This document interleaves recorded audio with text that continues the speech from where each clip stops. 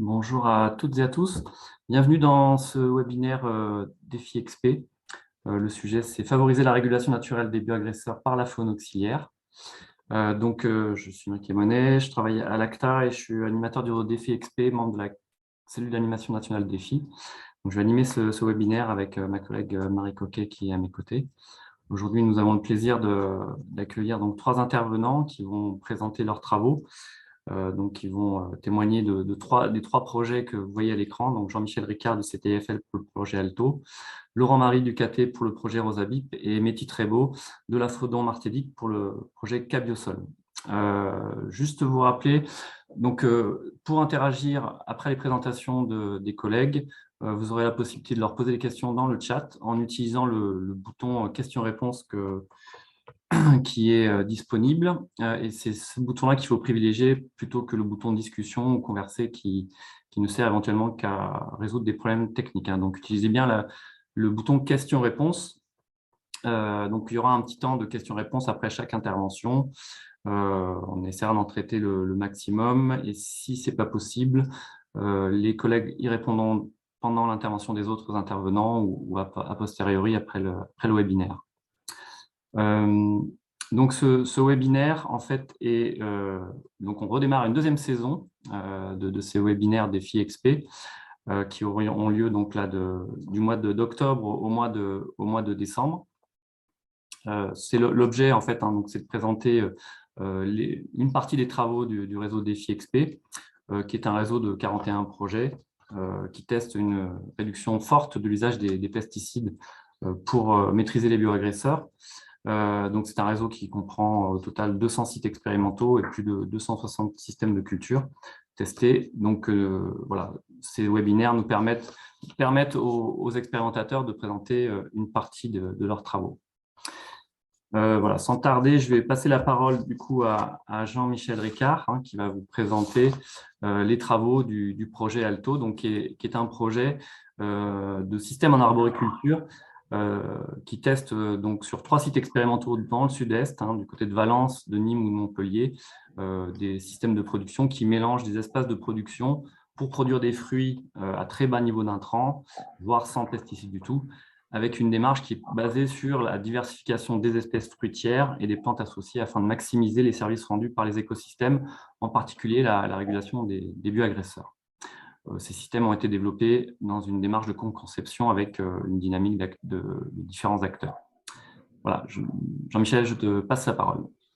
Bonjour à toutes et à tous et merci.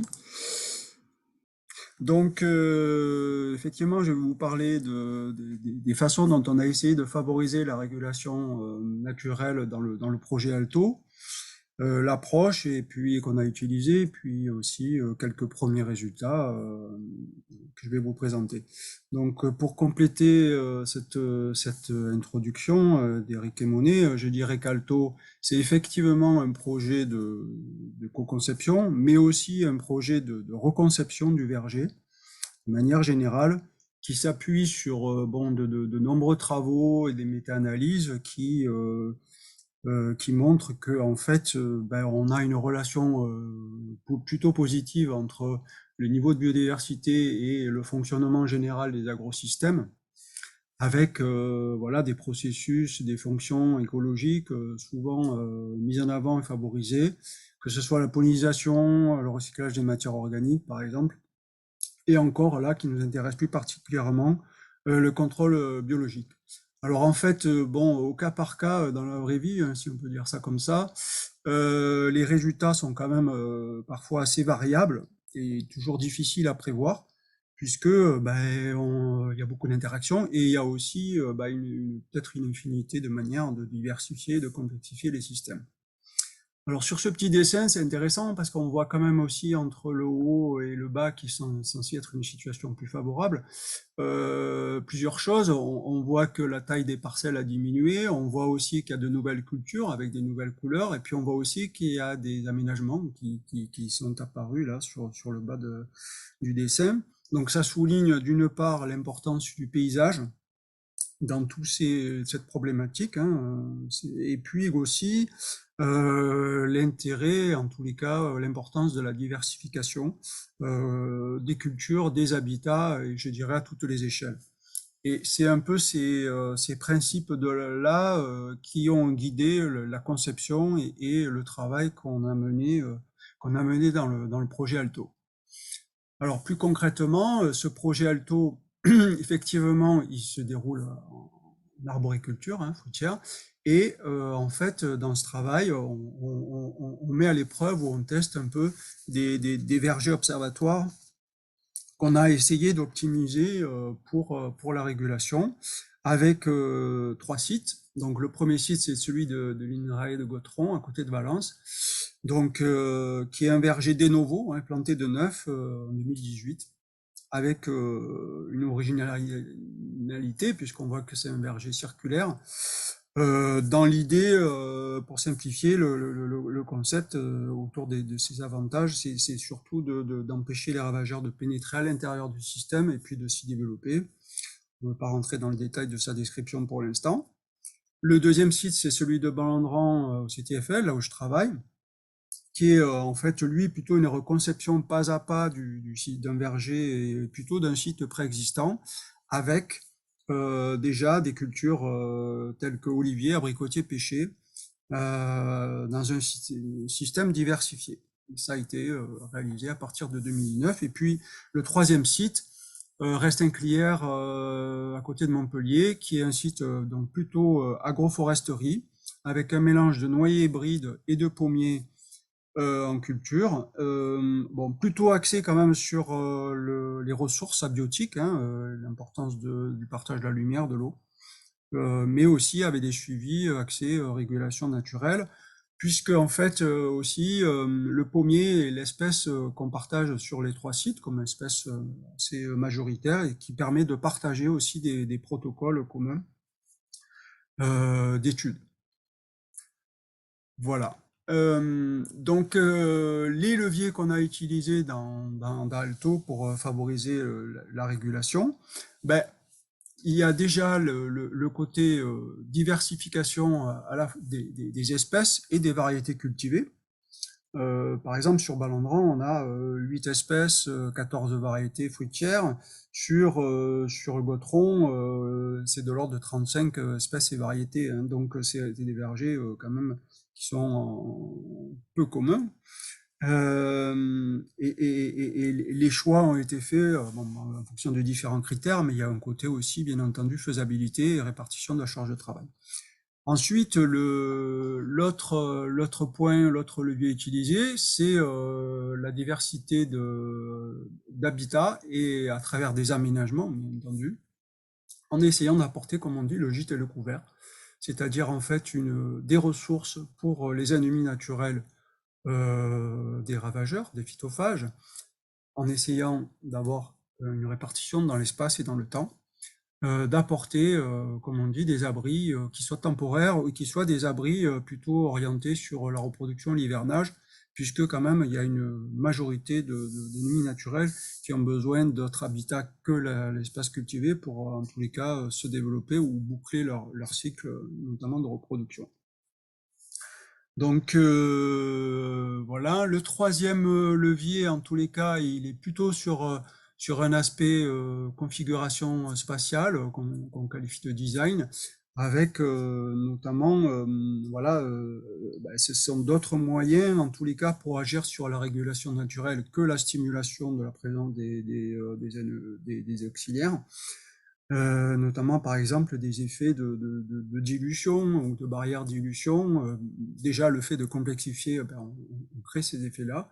Et puis des volontés aussi de travailler sur des plantes ou des variétés attractives ou des plantes répulsives à travers par exemple l'émission de composés volatiles qui vont perturber le développement ou la reconnaissance des ravageurs sur leurs plantes.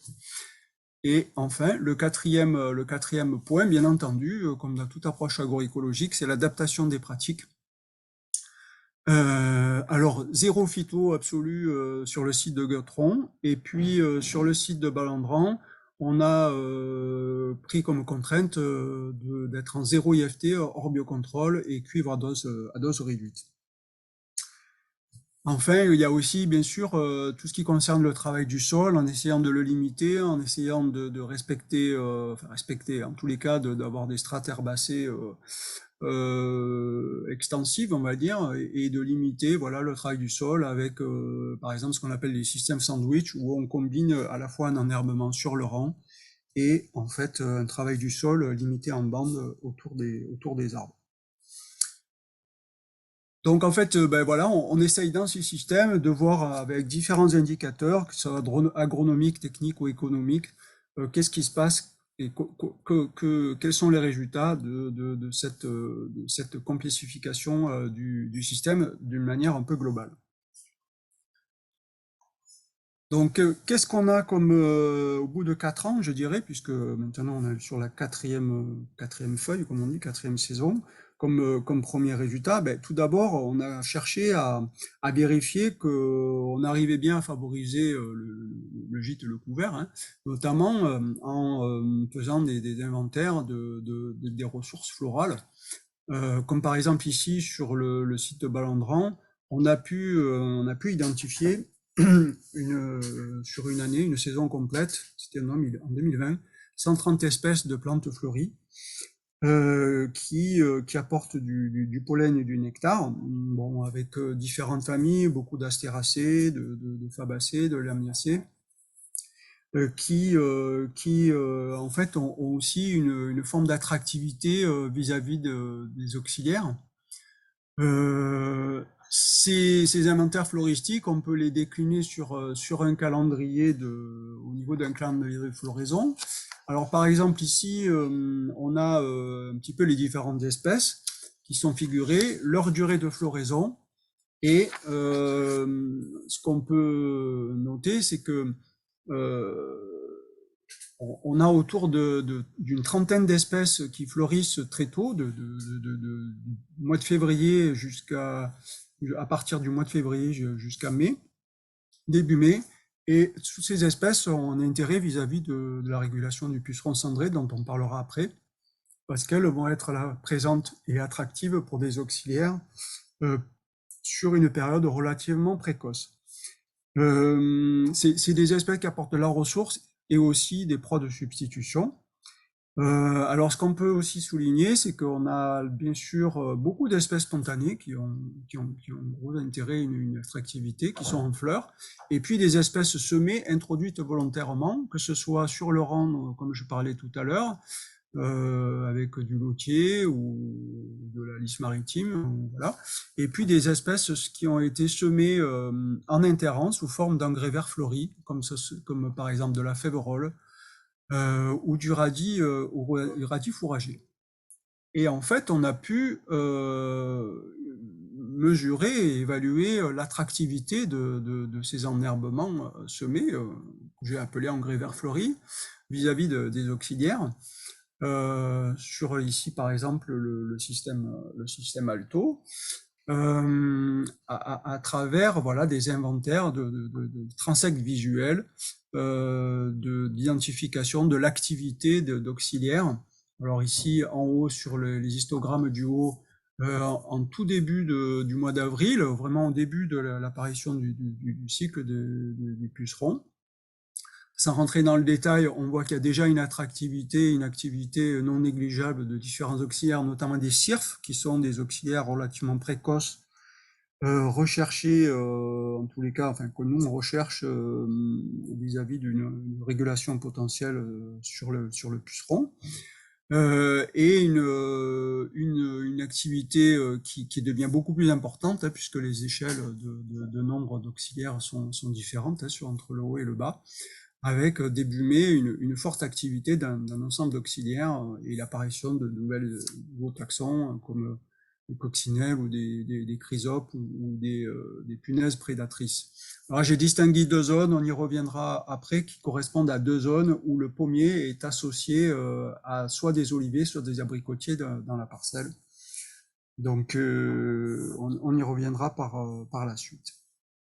Alors, Un autre moyen, là cette fois-ci sur l'exemple de l'INRAE de Gautron, du site de Gautron, pour favoriser l'attractivité, le gîte, le couvert, ce sont bien sûr des haies. Alors ici, exemple d'une haie double, avec soit une strate arborée en vert avec des arbres et une strate arbustive avec des noms d'espèces en jaune et en gris, qui vont apporter finalement différentes fonctions dans le système, que ce soit des abris pour l'hivernage, donc par exemple le nerf prend à la terne, la viornetin ou le lierre ont cet avantage-là, puisque notamment ils sont persistants, qui vont apporter des floraisons précoces. On retrouve encore le laurietin et le nerf prune, donc des plantes qui ont plusieurs avantages. Ensuite, des proies de substitution. Alors là, du coup, ce sont des phytophages qui ne sont pas impactants sur le verger, mais qui vont favoriser les ennemis naturels en tant que ressources également. À la fois soit des psylles, comme des psylles spécifiques d'arbre de Judée ou du frêne, et à la fois des pucerons qu'on va retrouver sur le puceron du sureau, le puceron du lierre ou des acariens. Et puis également d'autres ressources en floraison plutôt de saison et d'automne, donc avec donc ce mélange qui est assez élaboré. Alors, quelques éléments pour illustrer hein, sur le modèle du puceron cendré, quels sont un peu ou qu'est-ce qu'on observe sur les effets de ce système, de ces systèmes mis en place sur la régulation du puceron. Alors on a plusieurs, je dirais, plusieurs indicateurs et types de suivi pour mesurer les effets. Tout d'abord, la dynamique d'abondance et au cours du temps bien entendu du puceron, des pucerons cendrés et des auxiliaires sur des rameaux pris au hasard. Et là, on voit qu'on a une population de pucerons cendrés qui augmente relativement fortement au cours du temps, avec un pic autour du 28 mai et une décroissance de population après cette date.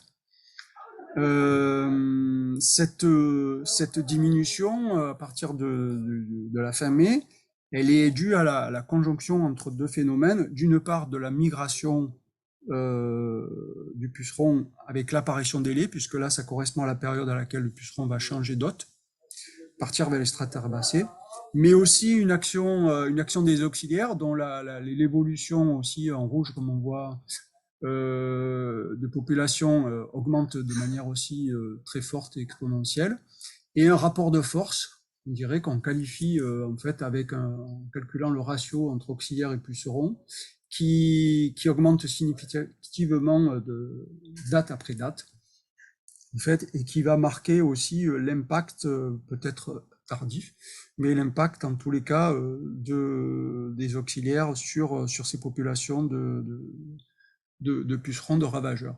Ce type de résultats, on les retrouve aussi dans d'autres, sur d'autres années, ou bien entendu, en tous les cas sur le système de Balandran de manière très similaire. En fait, au niveau des auxiliaires aussi, on peut remarquer et on peut distinguer ce qu'on appelle les spécialistes vraiment de pucerons des auxiliaires plus généralistes, par exemple des araignées.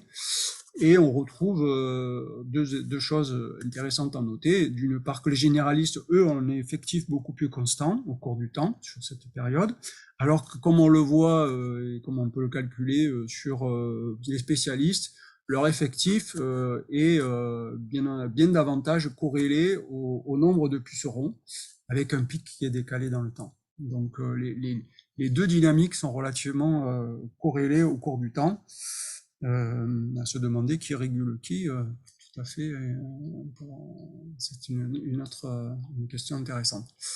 Donc ensuite, comme autre indicateur qu'on utilise, hein, c'est des cartes de prédation, c'est-à-dire qu'on va exposer des proies, en l'occurrence là des pucerons, selon un protocole normalisé qui permet de comparer différentes situations. Et un exemple ici de taux de prédation qu'on peut obtenir à deux dates deux périodes, fin avril, 28 avril et 24 mai.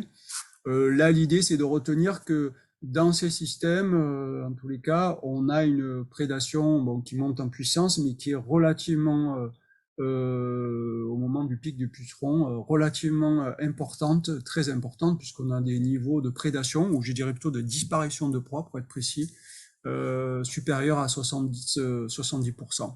Sur la gauche, j'ai mis une photo qui montre un exemple de suivi qu'on essaie de réaliser sur des prédations de pucerons, avec notamment le forficule en prédation nocturne.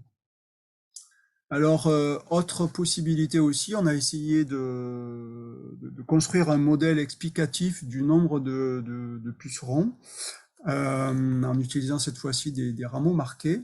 Sur l'exemple, par exemple, de Balandron cette année, en fait, les facteurs qui ont un effet significatif, on les voit ici dans ce modèle. On a tout d'abord en fait la zone. En fait, tout à l'heure je disais que nos pommiers étaient associés, étaient présents dans deux zones dans le verger, et notamment dans la zone qu'on a appelée zone olivier. On voit qu'on a moins de pucerons sur les pommiers dans cette zone-là comparativement à l'autre.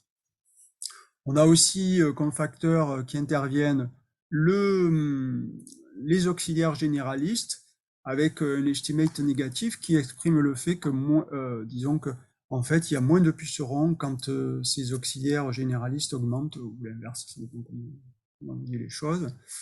Par contre, on a plutôt une relation positive entre pucerons et nombre de pucerons et nombre d'auxiliaires spécialistes, qui montre la dépendance dans la corrélation dont je parlais tout à l'heure.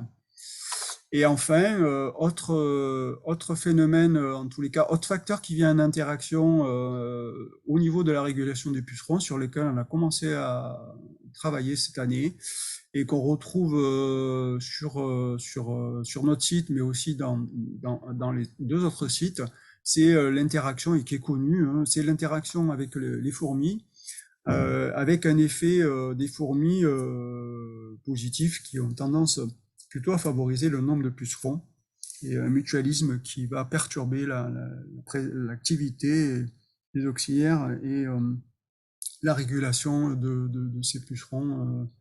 C'est relativement connu. En tous les cas, pour continuer un peu sur l'aspect spatial et l'effet zone dont je parlais, là je voulais juste souligner, justement, et on le voit bien à travers le nombre de pucerons par foyer dans chaque zone, cette distinction qu'on peut observer, un effet intraparcellaire finalement géographique, au niveau du site de Balandran, entre les pommiers qui sont dans une zone, celle associée aux oliviers, et ceux qui sont associés aux abricotiers, sans pouvoir savoir distinguer, ou en tous les cas identifier si c'est vraiment une interaction entre les deux espèces cultivées, ou un effet vraiment géographique dû à d'autres éléments. Toujours est-il que cette différence de population et de régulation qu'on observe, elle se retrouve sur les dégâts sur fruits, ça c'est relativement visible, et aussi sur la croissance des arbres, et elle se retrouve aussi sur les symptômes finaux qu'on peut observer, avec une forme de dégâts qui est acceptable d'un point de vue agronomique dans la zone olivier, contrairement à l'autre où les arbres sont beaucoup plus, la culture est beaucoup plus impactée. Enfin, et pour finir sur les résultats, au niveau du site de Gautron, il y a une volonté de design qui teste différentes hypothèses, et notamment sur la partie extérieure, le cercle extérieur du verger, une composition de deux variétés de pommes, Akan et Florina, qui ont des niveaux qui sont connus pour avoir des niveaux de développement du puceron différents, et un effet attractif plus ou moins différent. Donc ici sur la gauche, en fait, cette notation permet de vérifier qu'en sortie d'hiver, les deux variétés sont infestées de la même manière, en fait, avec la même intensité. Et par contre, en saison, le puceron cendré va se développer sur une des deux variétés et absolument pas sur la variété Florina, qui est utilisée ici finalement un petit peu pour contenir la dispersion du puceron cendré et essayer d'avoir justement l'effet souhaité un petit peu pour maîtriser l'extension et le développement du puceron à l'intérieur de la parcelle. Voilà, donc pour conclure sur un petit peu l'ensemble de ces travaux, hein, on voit qu'on a de nombreuses interactions hein, en termes de régulation naturelle et une variabilité euh, relativement importante à différentes échelles. J'ai parlé de la variété, des variabilités liées à intraparcellaire, une variabilité aussi entre les années, qui, je pense, avec des données pluriannuelles, permettra d'être quelque part voilà, approfondie. En termes des résultats agronomiques, des niveaux de dégâts aussi variables et dans certaines situations, un impact sur je dirais, sur la croissance des arbres et le rendement qu'on peut mesurer qui est pas négligeable. Donc, à ce jour, en tous les cas, en ce qui concerne le site de Balandran, euh, des résultats que je pourrais qualifier de bons dans une situation et de mauvais dans une autre, enfin, de moyens mitigés dans une autre. Ensuite, je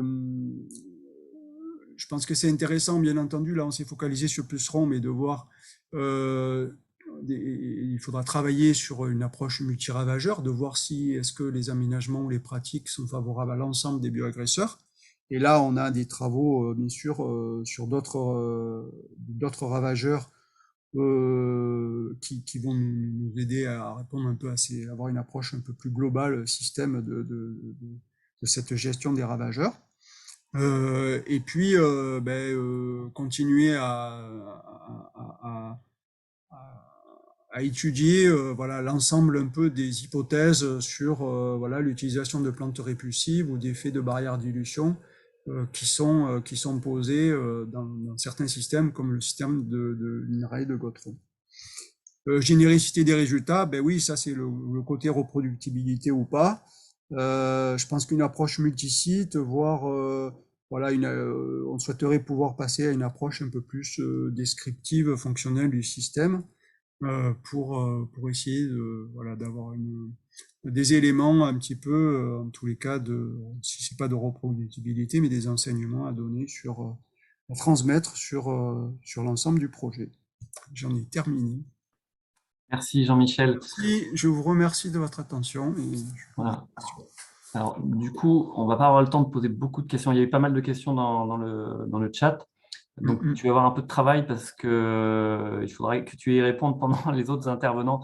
Là, on va avoir le temps juste de prendre une ou deux questions. Merci en tout cas pour cette présentation. Du coup, Sylvain est en train de répondre sur une question que je voulais poser. Pas de souci. Est-ce que ce type d'étude a été posé également sur Carpocaps? Ou uniquement centré sur… Est-ce que vous avez des données sur Carpocaps également? Alors, moi, je dirais globalement, sur le Carpocaps, oui, on a des données, des suivis. Après, c'est sûr que le modèle puceron est un bon modèle pour étudier la régulation parce que bah, c'est plus accessible, c'est plus facile. L'évaluation des populations est déjà plus commode que sur un Carpocaps où on a des approches plus indirectes des niveaux de population, si on veut vraiment travailler sur un côté dynamique de population. Ceci dit, on a des suivis à la fois effectivement avec des bancs de pièges pour évaluer ces populations à certains moments de la saison, et puis aussi on a des suivis, ne serait-ce que des dégâts précis, on va dire, ou spatialisés pour quand même essayer d'avoir des interprétations sur des effets spatiaux ou des mécanismes dont je parlais. D'accord. Il y a une dernière question, et après on bascule sur votre présentation. Est-ce que vous avez utilisé des parcelles témoins avec un fonctionnement plus classique en termes d'infrastructure, d'espèces ou de design? Alors ça, c'est une question qu'on s'est posée au début. est-ce qu'on peut faire un témoin d'un système équivalent à celui-ci? C'est pas du tout évident et en fait, il n'y a pas, il y a pas de témoin. Donc c'est Alors, on vraiment peut aller chercher chez des producteurs c'est ouais. l'approche système global. Donc on peut, sur un plan vraiment biodiversité. Après, sur le site de Balandran, on a mis on a mis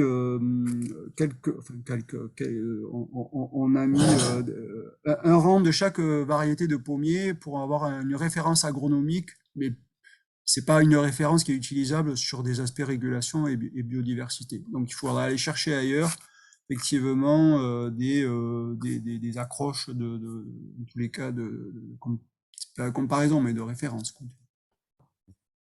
Merci beaucoup, Jean-Michel. Donc, je t'invite à effectivement répondre aux autres questions dans le chat. Je crois que Oui, Sylvain également a commencé à le faire, donc merci à tous les deux.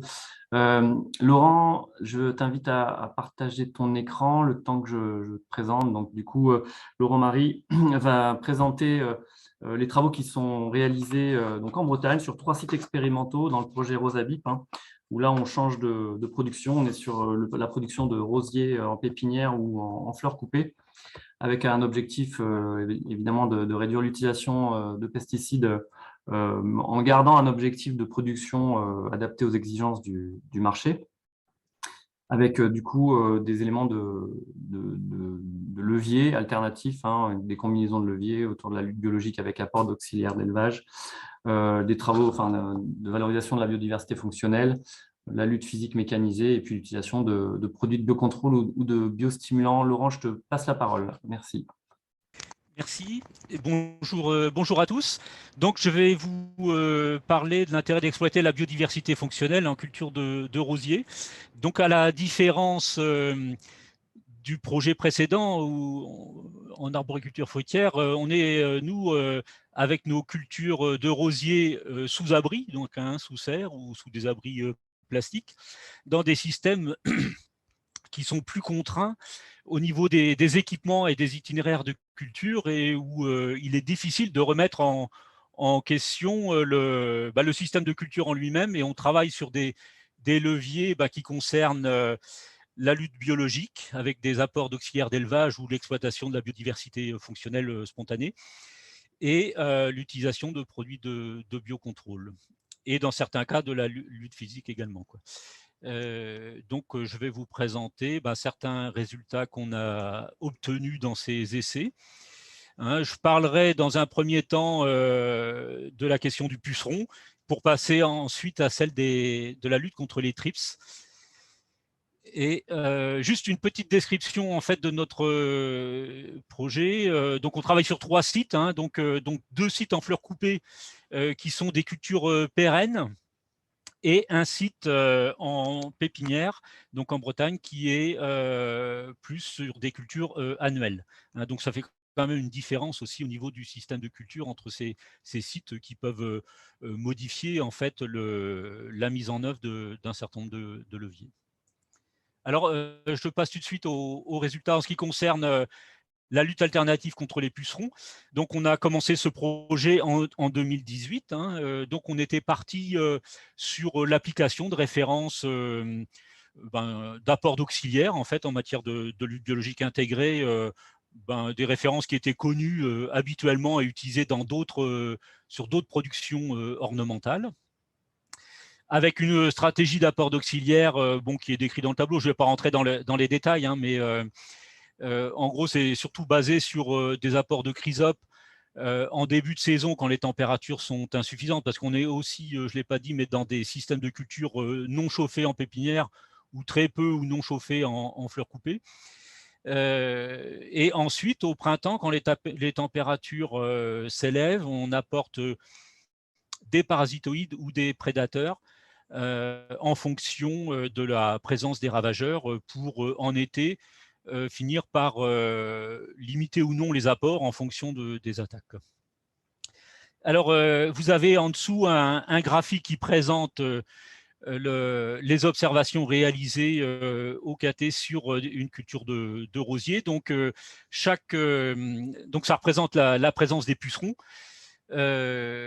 Chaque colonne en fait correspond à une observation hebdomadaire, où la présence des pucerons est notée à travers une échelle à 5 niveaux, et où la couleur illustre l'intensité des attaques, hein, en partant de couleurs vertes sur une absence de pucerons pour aller vers du vert clair, du jaune, de l'orange ou du rouge, donc orange ou rouge, qu'on a des colonies de pucerons qui sont présentes sur les plantes.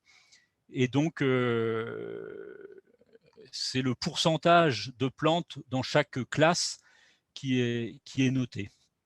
Alors, vous avez une barre rouge en haut du graphique qui symbolise la limite, en fait, la situation où le risque est considéré comme trop important, hein. Donc, quand on a plus de 20% de plantes qui présentent des foyers, donc des notes 4 ou 5, on considère que la situation devient quand même assez compliquée à gérer. Donc, vous apercevez qu'en 2019, je n'ai pas mis le graphique 2018, mais on était sur la même base de résultats, une présence de pucerons très abondante, avec un puceron prédominant qui est spécifique du rosier, qui est Macrociphem rosae, et donc des références d'apport d'auxiliaires utilisées ordinairement sur d'autres cultures qui manifestement ne fonctionnent pas suffisamment dans le cas du rosier. Alors, dans la suite du projet, on a cherché à améliorer cette situation-là, à améliorer l'efficacité de cette lutte. On a d'abord mis en place des règles de décision plus précises. Bon, une fois de plus, je ne vais pas rentrer dans les détails, mais pour illustrer quand même le propos, ces règles de décision sont basées sur le niveau des attaques et sur les conditions climatiques au moment des apports d'auxiliaires. Et il en résulte différents niveaux d'utilisation des leviers, soit dans les apports de parasitoïdes, dans les apports de prédateurs, dans de l'utilisation de produits de biocontrôle appliqués sur des foyers ou de façon plus généralisée sur la culture, avec une intensité d'utilisation des leviers qui s'accroît au fur et à mesure des attaques. Alors, les seuils d'attaque de pucerons ont été définis à partir de notre expérience, et ce ne sont pas des seuils qui ont été définis à partir de résultats d'essais précis, mais plus à travers notre expérience et notre approche de la situation. Et ça correspond à des niveaux où on juge que les situations changent assez fortement dans la culture et nécessitent de modifier l'utilisation des leviers, quoi. Alors, le premier point qu'on a cherché à améliorer, c'est l'utilisation de ces règles de décision. Le deuxième point, c'est de prendre en compte ce qu'on appelle les spécificités d'hôtes des parasitoïdes. Et donc, c'est quand même décrit en fait dans la littérature depuis pas mal de temps, mais force est de constater qu'on ne les a pas assez utilisés, cet élément-là, dans nos essais au début du projet. Et en fait, il existe différentes espèces de parasitoïdes que vous avez en ligne, donc Aphidus cervi, Aphidus colemani, Aphidus matricariae, etc. Et donc, chaque espèce de parasitoïde s'attaque à des pucerons spécifiques, en fait, mais ne s'attaque pas à tous les pucerons. Donc, c'est ce qu'on appelle la spécificité d'hôte. Donc, ça veut dire qu'il est quand même nécessaire dans nos systèmes de culture d'identifier les pucerons. Sur le rosier, ce qui se passe souvent, c'est qu'en début de culture, on a plusieurs pucerons qui apparaissent, et ensuite, certains deviennent majoritaires, et c'est souvent le cas du puceron Macrociphem rosae pour la culture de rosier, mais dans d'autres cultures, ça peut être bien d'autres espèces qui apparaissent, quoi. Et donc, contre Macrociphem rosae, les parasitoïdes les mieux adaptés seraient ceux qui s'appellent Praon, Aphelinus abdominalis ou Aphidus cervi, et qui n'étaient pas en fait ceux qu'on a utilisés dans nos premières années de culture, où on a plutôt cherché à utiliser d'autres parasitoïdes, ceux habituellement utilisés en culture ornementale et qui avaient l'intérêt de coûter un petit peu moins cher. On a également réfléchi à notre stratégie d'apport, dans le cas où on a plusieurs espèces de pucerons.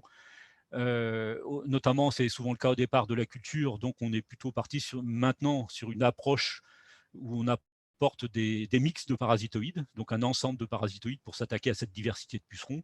Et si un puceron devient dominant, on apporte plutôt le parasitoïde le plus pertinent. Donc ça c'est quand même une évolution par rapport à la situation précédente. Oui, la situation antérieure, quoi. Ensuite, on a intégré cet aspect de la biodiversité fonctionnelle dans notre projet. Donc, on a des collègues à Astrodor qui travaillaient cette question-là depuis un certain nombre de temps, un certain nombre d'années, et donc, et notamment qui utilisaient des plantes de service. Alors, les plantes de service, c'est quoi? C'est des plantes qui sont disposées dans la culture ou autour de la culture et qui vont permettre des migrations d'auxiliaires des infrastructures agroécologiques ou de l'environnement des parcelles vers la parcelle de la culture. Alors, notre collègue Alain Fer de Astrodor à Angers a catégorisé un peu les différents types de plantes de service qui pouvaient être utilisées pour lutter contre des ravageurs. Il y en a en fait deux grandes familles. Et donc ça, c'est quand même quelque chose qui est assez intéressant à prendre en considération parce que on pense que ça quand même faire ce choix en fait du type de plante que l'on va prendre, de plantes de service qu'on va utiliser, est quand même assez important.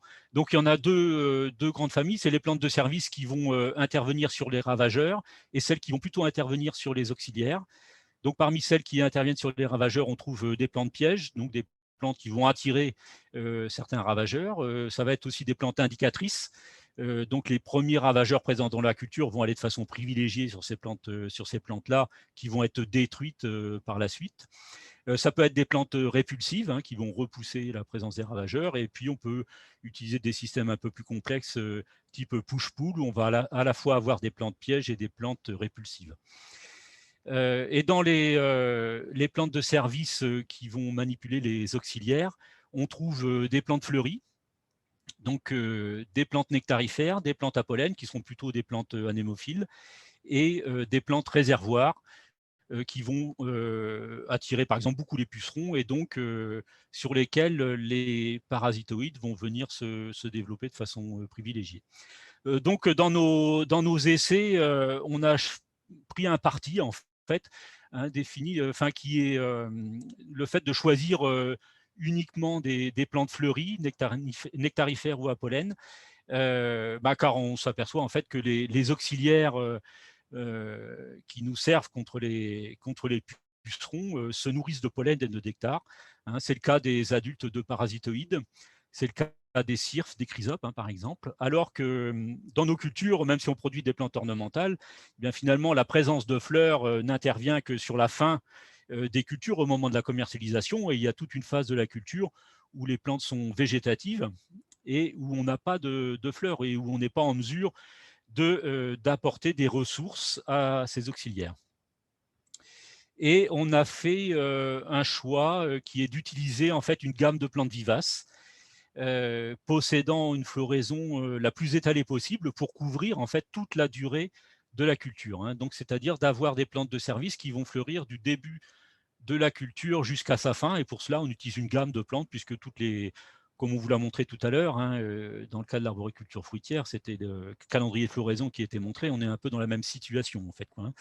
Et notre objectif était aussi d'avoir des plantes en fleurs en tout début de culture, par exemple dès le mois de mars, pour attirer les premiers auxiliaires présents dans l'environnement, sachant qu'on est dans une situation où, je le redirai tout à l'heure, les conditions initiales en fait de la culture sont très importantes pour l'évolution du système par rapport aux pucerons. Si on réussit à lutter contre les fondatrices de colonies, eh bien, ça va avoir, donc dès le début de la culture, dès le mois de mars par exemple, on va avoir des effets qui vont être ressentis sur plusieurs mois. Et donc, c'est très important dans notre situation, même si on a peu d'auxiliaires présents en début de culture, ce nombre faible peut suffire pour lutter contre les premières fondatrices, et ça, c'est des très grandes répercussions sur l'évolution du système ensuite. Laurent, il te reste 5 minutes. Oui. Donc, pour exploiter cette diversité fonctionnelle, bon, vous avez on a utilisé toute une gamme de plantes, hein, comme je l'ai dit. Quelques-unes sont en photo ici, donc des achillées, des aurignats, des thanacetums, hein, des thym, du lobularia. En fait, il y a toute une gamme d'espèces, hein, qu'on a d'abord travaillé par rapport à la période de floraison. Et donc, on a disposé ça dans des jardinières autour des cultures.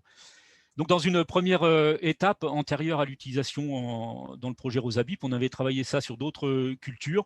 Les graphiques qui sont présentés fonctionnent de la même façon que celui que j'ai présenté tout à l'heure. Plus il y a de rouge ou d'orange ou de rouge, plus la situation est compliquée. Et dénote une présence de pucerons très importante. Donc, c'est le cas en 2019, hein, donc dans une culture de cystes. Lorsqu'on n'utilisait pas de plantes de service, on voit le résultat, une présence de pucerons très, très abondante. En 2020, on a commencé à utiliser les plantes de service avec les principes que j'ai évoqués précédemment. Et vous voyez le changement de situation, même si on est dans dans des années de culture différentes. On voit dans le tableau en rouge à côté des essais sur 5 ans, avec les 2 premières années sans utilisation de plantes de service, où on est dans des niveaux de pression de pucerons très très importante, puisque en gros 38 à 65% de la durée de la culture, on dépasse en fait le seuil de nuisibilité pendant cette durée-là, alors que en 2020 et après, quand on utilise en fait des plantes de service, on est sur des durées où on dépasse le seuil de nuisibilité qui est considérablement réduite. Donc, la maîtrise des pucerons, en fait, dans ces essais-là, nous a semblé très facilitée par l'utilisation des plantes de service, avec beaucoup moins de pullulation. Alors, donc, on a appliqué ce système-là de plantes de service à partir de 2021, où dans une combinaison de leviers, en fait, où on a adapté à la fois les auxiliaires qu'on a utilisés, utiliser des plantes de service et accroître aussi l'utilisation des produits de biocontrôle par des traitements localisés. Et on voit une fois de plus dans les graphiques entre 2020 à gauche et 2021 des situations radicalement différentes, hein, où la présence, en 2020 par exemple, on n'a jamais dépassé le seuil de nuisibilité des pucerons, alors que dans les années précédentes, donc de 2018, 2019 et 2020, on était sur des durées où le seuil de nuisibilité était dépassé très, très largement supérieur, hein, de 60 à 85%. Quoi. Donc, malgré que ça soit fait sur des années différentes, je pense qu'il y a quand même un effet de rupture très important avec l'utilisation de la biodiversité, des plantes de service pour favoriser la biodiversité fonctionnelle. Deuxième partie de cet exposé sur les TRIPS. Donc là, ce sont des essais qui ont été réalisés à la station Astrodor Méditerranée du SCRAD à Hyères. Donc en première année du projet, en 2018, donc c'est des essais qui ont été faits sur des cultures déjà en place, hein, donc il a fallu qui étaient déjà très contaminés par les TRIPS, donc c'est la courbe rouge qu'il y a dans le graphique. Un élément important dans la lutte, c'était d'utiliser en fait le produit de biocontrôle Botanigard, hein, donc Bovaria bassiana, avec des efficacités intéressantes sur les TRIPS, et à force de faire des traitements répétés en combinaison avec un auxiliaire, donc Neosius cucumeris, on a atteint une efficacité contre les TRIPS assez intéressante.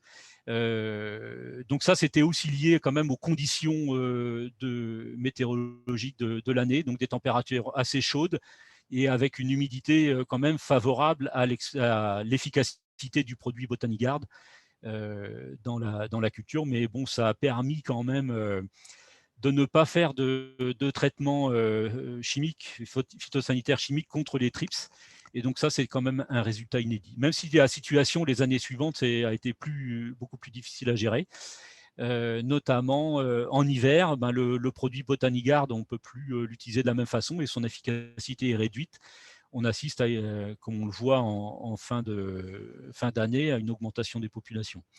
Donc ça a amené en fait à réfléchir à une nouvelle stratégie en fait qui, dans le but de favoriser la biodiversité, mais d'une façon un peu différente de ce qu'on a fait dans les pucerons. Donc les lâchers, l'auxiliaire utilisé a été adapté. Donc on est passé à un auxiliaire qui s'appelle Transeus mondoriensis. Quelques plantes de service ont été utilisées, mais surtout la technique du nourrissage des auxiliaires avec l'acarien de la farine, le Thyrophagus, et le fait de déposer en fait une couche de cos de sarrasin sur le support de culture comme habitat pour les acariens auxiliaires. Ensuite, il y a une étape aussi importante qu'on appelle le nettoyage hivernal pour repartir dans des situations en début de saison d'équilibre plus favorable aux auxiliaires. Donc, le fait de nourrir les auxiliaires et de leur procurer un habitat a permis d'améliorer fortement la diversité des acariens. Hein, donc, différentes espèces ont pu être observées en fait à la fois dans ce milieu-là et puis dans la végétation. Donc, importance aussi du nettoyage hivernal parce qu'en fait, on est sur des larves de trips qui sont omnivores. Et donc, si on commence à apporter des auxiliaires, par exemple Cucumeris, dans une situation où il y a beaucoup de trips, en fait, les larves se nourrissent des auxiliaires qu'on apporte et des œufs qu'ils produisent. Donc, on favorise plutôt le ravageur. Donc, il faut absolument partir dans ces cultures pluriannuelles sur des cultures propres pour introduire un équilibre qui soit favorable aux auxiliaires. Et dans cette culture où le risque de trips est très important, puisque le seuil de nuisibilité est très très bas, hein, on parle de 0,1 trips par fleur, on s'aperçoit que certaines plantes de service, comme le Bullaria, peuvent héberger le trips qui nous pose des problèmes et avec une accentuation des dégâts sur les rosiers qui sont autour. Donc, toutes les plantes de service ne peuvent pas être utilisées de la même façon dans tous les systèmes de culture, quoi. Et vous voyez dans ce graphique qui illustre le nombre de trips présents par fleur au cours de l'année, donc en 2020 et 2021, les effets de cette stratégie globale et de combinaison de leviers utilisée en 2021, avec une diminution très nette de la pression, une durée de culture où on se situe en dessous du seuil de nuisibilité un peu plus importante, même si elle n'est pas encore suffisante, et une diminution très nette des dégâts dans la culture, même si elle n'est pas encore suffisante. Donc, c'est quand même quelque chose de très intéressant. Alors, je crois qu'il ne me reste pas beaucoup de temps. Non, oui, effectivement, il faudrait que tu passes quasiment à la conclusion. Ouais. Oui, bon, là, c'était en fait différents éléments permettant d'améliorer encore cette situation par rapport à la lutte contre les trips. Et donc, dans ce projet, en fait, on a pu voir l'intérêt de favoriser en fait la biodiversité fonctionnelle sur l'efficacité de nos systèmes de lutte. À travers l'utilisation de plantes de service dans le cas des pucerons, l'utilisation du nourrissage des auxiliaires et puis de l'amélioration de leur habitat, hein, pour les acariens prédateurs, et notamment dans la lutte contre les trips. Et tout ça dans le cadre d'une combinaison de leviers associant des apports d'auxiliaires et puis l'utilisation de produits de biocontrôle. Et sachant qu'en culture de rosier, qui est une espèce qui est très sensible aux ravageurs et à de nombreux ravageurs et maladies, si on veut aboutir à un IFT bas, on sera dans l'obligation de maintenir des apports d'auxiliaires et d'application de produits de biocontrôle à des niveaux relativement élevés. Voilà, je vous remercie beaucoup. Merci Laurent. Donc, il y a eu pas mal de questions aussi dans le chat, mais je vais avoir le temps d'en citer une seule. Avez-vous pu estimer le coût hectare de la stratégie d'utilisation des plantes de service par rapport à une situation classique? Ouais. Ça, on l'a pas encore calculé, mais je pense qu'il n'est pas, c'est pas un coût qui est rédhibitoire. Mais il faut savoir qu'on est quand même dans des systèmes de culture où les coûts de production sont quand même très élevés, où le coût des mises en culture est très élevé, et où on cherche quand même à diminuer le plus possible les pertes de culture. Chaque perte est quand même quelque chose qui impactent beaucoup le revenu, quoi. Et donc, quand on discute avec les producteurs qui ont visité nos essais depuis quelques années, là, le problème du coût des plantes de service ne semble pas être une question rédhibitoire. En fait, c'est plus la mise en œuvre technique dans l'outil qui pose question que le coût en lui-même de ces plantes, quoi. Sachant qu'on est sur des producteurs horticoles ou des pépiniéristes qui ont l'habitude d'élever des plantes et qui seront en mesure de les produire eux-mêmes. Hein, on ne va pas acheter des plantes finies, en fait, qui coûteraient assez cher, en fait, quoi. D'accord.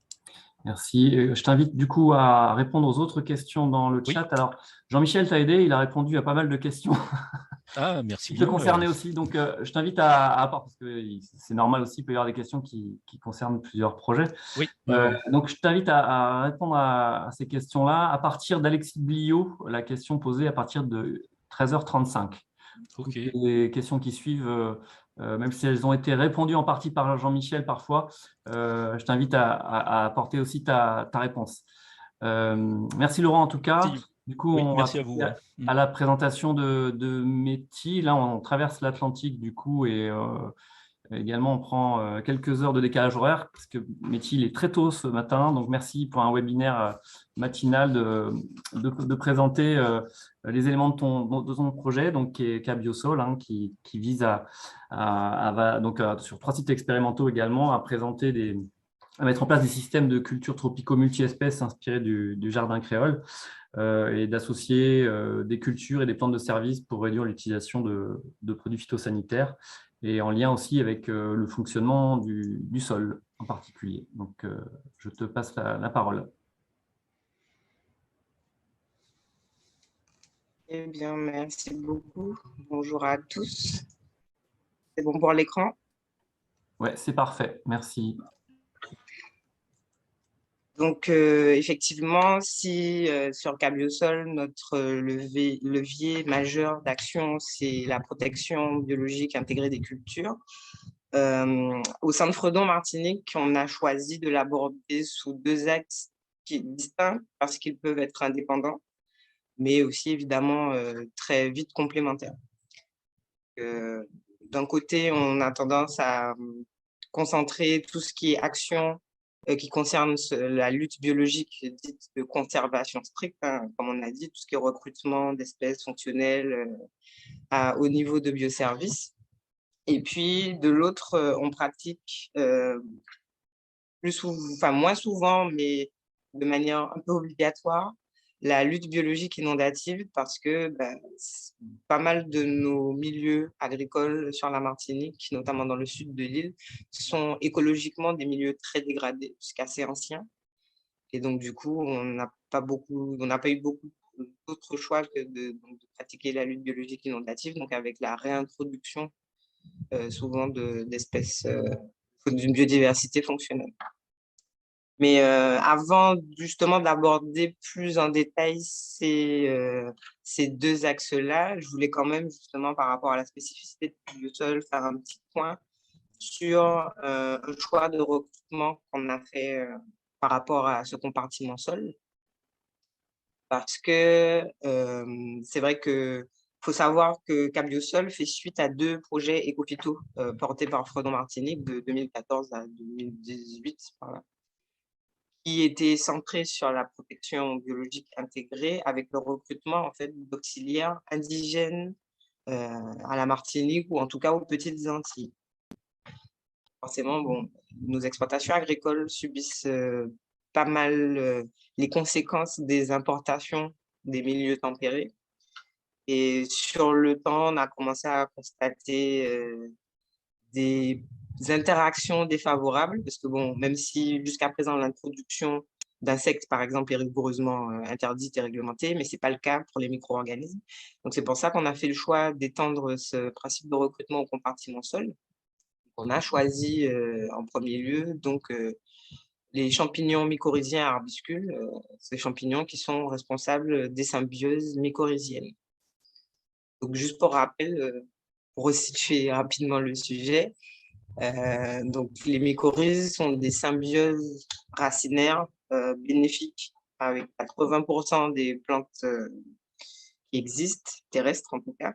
Et donc, ce sont des symbioses qui vont venir améliorer les capacités nutritives et d'une manière générale, augmenter la résilience du végétal pour lui permettre de mieux résister à tout ce qui va être stress environnemental et même sanitaire dans certaines mesures. Donc, éventuellement, la lutte de pathogènes. Au niveau de la Martinique, l'utilisation de ces symbioses mycorhiziennes aujourd'hui est compliquée parce que bon, les pratiques traditionnelles sont limitantes.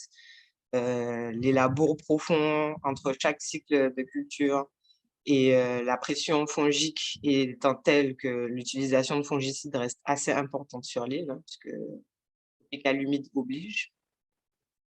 Parallèlement à ça, il n'existe toujours pas d'inventaire précis de caractérisation des communautés mycorhiziennes propres au sol des Petites Antilles.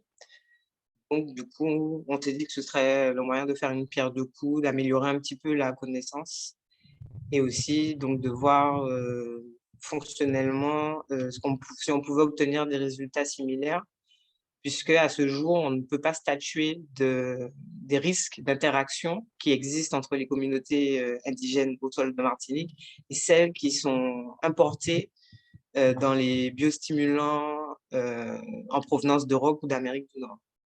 Donc, dans le cadre de Cabiosol, on effectue des captures annuelles à l'aide d'un partenaire prestataire qui est MICEA sur Montpellier, donc, qui a mis au point un système de piégeage. C'est les petits filets que vous pouvez voir sur les photos. Donc, ces petits filets de capture sont enterrés à des points fixes des observatoires pilotés, laissés en terre entre 4 et 5 mois. Et ensuite, on récupère le tout avec échantillons de sol et de racines qui sont transmis sur Montpellier pour identification et surtout caractérisation.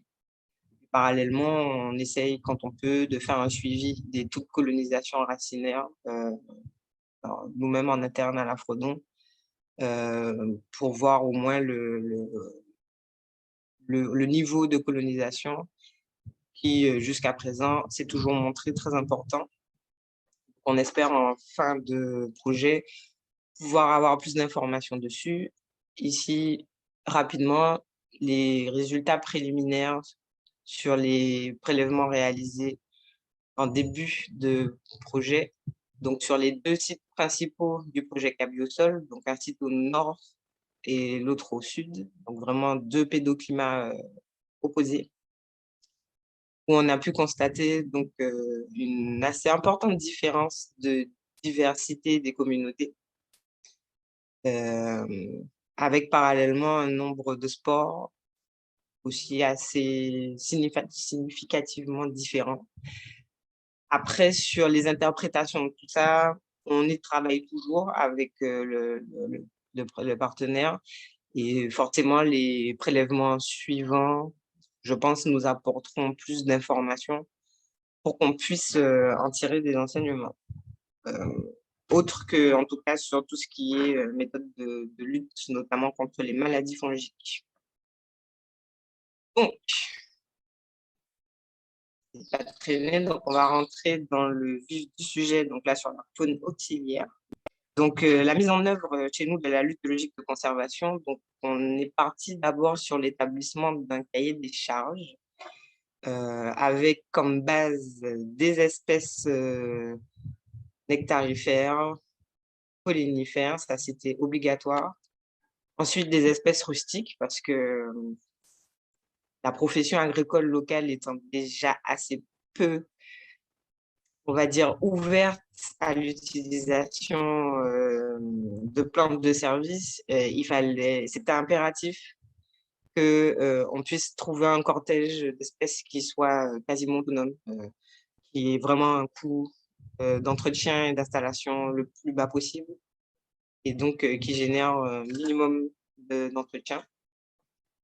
Donc, une fois qu'on est parti sur cette base de fourniture de ressources en pollen, en nectar et de rusticité, on a pu établir d'autres listes de critères, donc notamment l'hébergement de proies secondaires ou proie de substitution pour le type d'auxiliaire, donc soit prédateur, beaucoup prédateur et un petit peu parasitoïde, mobilisé par les plantes relais choisies.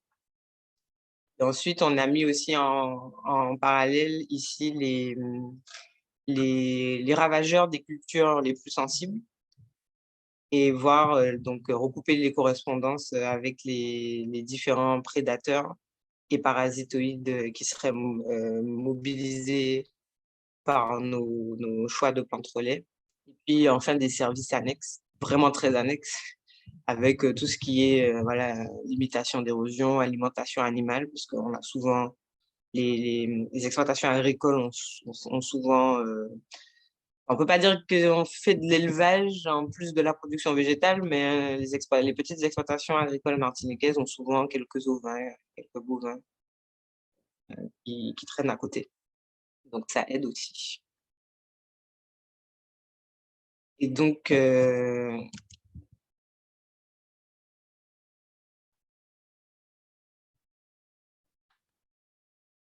sur la mise en œuvre vraiment de ces plantes choisies, on est allé sur un design en quadrillage, donc avec des lignes extérieures, des lignes intérieures, en variant sur les hauteurs, les largeurs. En début de projet, on était parti essentiellement sur des lignes monospécifiques. Et depuis cette année, on commence à les diversifier pour la deuxième partie du projet. Donc, en dehors du schéma, ça donne ça. C'est un peu peut-être moins bien défini que sur les schémas, mais enfin voilà. Ça va aussi avec l'insertion paysagère qu'on a souhaité rechercher. Mais enfin voilà, jusqu'ici, grosso modo, sur ce qu'on a pu comptabiliser, une installation de haies vives en quadrillage comme ça représente à peu près 86 heures de main-d'œuvre, avec très peu en matière de coûts concernant la fourniture des plants, puisque c'est essentiellement de la semence paysanne, pardon, parce qu'on n'a pas de vraie filière d'approvisionnement en semences pour tout ce qui est semences autres que des plantes cultivées. Et en termes d'entretien, si on a pu constater une petite différence forcément entre l'observatoire du Sud et celui du Nord, le Nord étant plus humide encore et donc demande un peu plus d'entretien, on n'excède pas les 25 heures annuelles pour l'instant.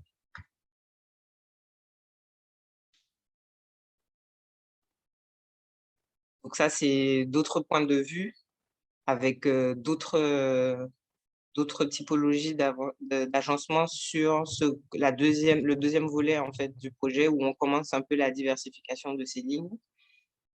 Et donc, aujourd'hui, par exemple, les lignes que vous voyez là ont commencé à être diversifiées avec de la fleur vraiment nectarifère, donc c'est-à-dire toutes les lignes de légumineuses, de poacées, on a commencé à y intégrer tout ce qui va être œillet d'Inde, asclépia, pour vraiment obtenir un effet de multiplier.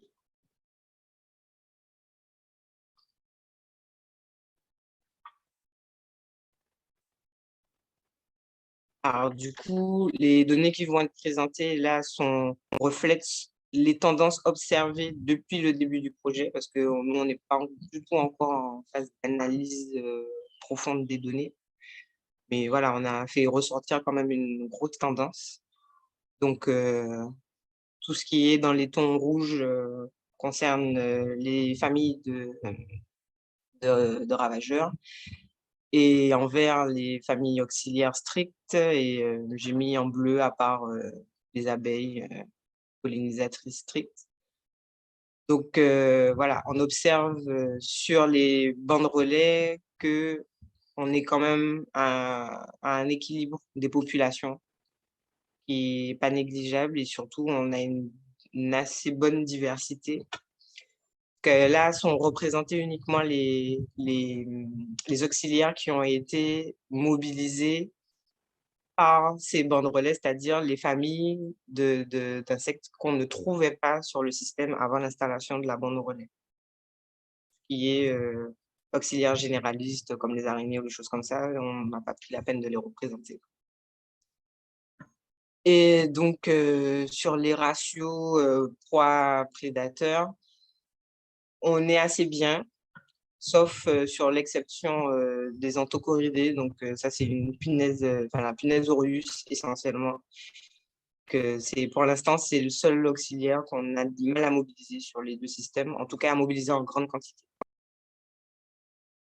Donc, pareil, même représentation, cette fois sur les cultures sensibles aux attaques de ravageurs. Beaucoup de solanacées, cucurbitacées, haricots verts, gombo et choux paumés. Là, l'équilibre entre ravageurs et auxiliaires est beaucoup plus fragile. Les ratios s'en ressentent également, mais on reste quand même sur des rendements qui conviennent pour l'instant, en tout cas aux producteurs partenaires du projet. Et donc, le dernier point que je voulais aborder, c'est donc la lutte biologique inondative. Donc, nous, on a fait le choix à travers nos précédents projets, de développer un élevage d'auxiliaires. Et donc, parmi les espèces élevées et développées, le trichogramme, donc parasitoïde de l'épidoptère, qu'on avait développé essentiellement contre les chenilles sur cucurbitacées. Donc, on utilise le petit dispositif là que vous voyez à l'écran. J'en ai aussi un ici, c'est pas plus grand que ça. Voilà, c'est un bol en carton, mais carton qui est fait à base de pulpe de canne à sucre, donc totalement biodégradable, dans lequel on a percé des trous et ça nous permet d'en se servir du moins comme dispositif de lâcher dans les zones si dégradées que la population de parasitoïdes avait été réduite à 0. Donc, du coup, le principe, c'est donc d'accrocher ces petits dispositifs à des potences au-dessus des cultures. Un dispositif couvrant environ 100 mètres carrés. Donc, on en positionne tous les 10 mètres avec un changement hebdomadaire pendant les périodes de lâcher, puisque la durée de vie d'un trichogramme n'est que de 10 jours. Et généralement, on obtient une réduction assez significative de la population de chenilles, puisqu'elle n'émerge pas. Et ça suffit généralement à permettre la conservation, en tout cas, d'un rendement minimal sur les cultures sensibles aux chenilles. Donc là, en live, on avait réussi à capturer un parasitoïde qui s'occupe aussi des œufs de sphinx, des solanacées. Donc, du coup, cette protection s'est étendue aux solanacées dans les observatoires pilotés. Et quand l'œuf devient noir, donc c'est qu'il est parasité. Donc, on a un assez bon taux d'observation de parasités également sur solanacées, qui était la bonne surprise du projet. Et donc, pour conclure, si globalement, pour l'instant, l'équilibre entre population de proie et auxiliaire reste assez fragile, pour l'instant, il reste suffisant pour nous garantir donc, des niveaux de rendement qui sont jugés corrects par les exploitants partenaires du projet. En 2020, on a réussi à produire 350 kilos de produits commercialisables sur 50% de la surface du système de culture, donc de l'observatoire piloté. En 2021, où la totalité du système de culture a été mis en exploitation, on a réussi à doubler ce tonnage. Après, on observe parallèlement aussi une très, très forte résilience du système, puisque nous, on a abandonné tout traitement phytosanitaire, même les fongicides, malgré tout. Le système survit, qui n'est pas une performance négligeable. Et puis enfin, ayant abandonné toutes ces charges de produits phytosanitaires, tant sur le plan financier que sur la pénibilité du travail, ce sont les deux points qui ont été le plus plébiscités par les exploitants qui ont eu l'occasion soit de visiter, soit de tester ou de participer avec nous à la conception et à la reconception du système de culture. Donc voilà, je sais que j'étais un peu vite, mais je vous remercie. Merci beaucoup, Betty. Le temps d'une question, il y en a d'autres dans le chat et c'est même punition. Je te demanderai d'y répondre directement ou par mail à l'issue du webinaire. Les sachets que vous mettez dans le sol, est-ce ils permettent bien de capter les micro-organismes et de les identifier ensuite, c'est ça? En fait, on capte uniquement les champignons mycorhiziens arbuscules, puisque c'est sur ce micro-organisme en particulier qu'on a souhaité se concentrer pour le projet Cabiosol. D'accord. Bon, donc effectivement, les autres questions, je te remercie d'y répondre dans le chat. Du coup, on va conclure ce webinaire, on est presque en retard. Donc, merci aux 3 intervenants, merci à Marie aussi pour la préparation. Dans quelques jours, vous allez recevoir un lien avec le replay de ce webinaire et vous aurez aussi un accès au PDF de ces présentations qui seront donc disponibles sur la plateforme Ecofit Topic, avec également une invitation pour le prochain webinaire qui aura lieu le jeudi 20 octobre, dont le sujet sera la mobilisation et le pilotage des leviers agroécologiques avec des groupes d'agriculteurs ou d'agricultrices. Voilà, donc rendez-vous dans quelques jours pour ce prochain webinaire. Merci à tous et bonne fin de journée. Au revoir. Merci, au revoir. Au revoir.